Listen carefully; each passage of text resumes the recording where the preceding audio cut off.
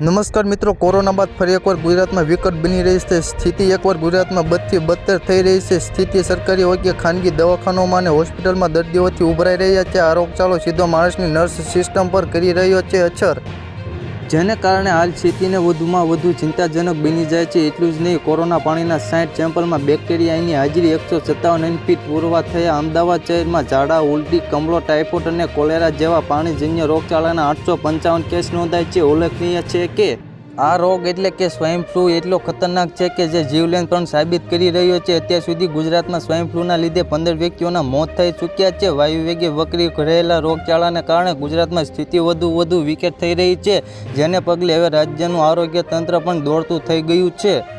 તંત્રો દ્વારા અમદાવાદીઓને પણ સચેત રહેવા માટે સૂચના આપવામાં આવી રહી છે. એક તરફ ગુજરાતમાં હાલ સ્વાઇન ફ્લૂના 630 કેસ નોંધાઈ ચૂક્યા છે, જ્યારે બીજી તરફ અમદાવાદનો આંકડો પણ ખૂબ ચોંકાવનારો છે. અમદાવાદમાં હાલ સ્વાઇન ફ્લૂના કુલ 322 કેસ નોંધાઈ ચૂક્યા છે. વધતા જતા સ્વાઇન ફ્લૂના કેસોને કારણે અમદાવાદીઓની હાલત સૌથી ખરાબ છે.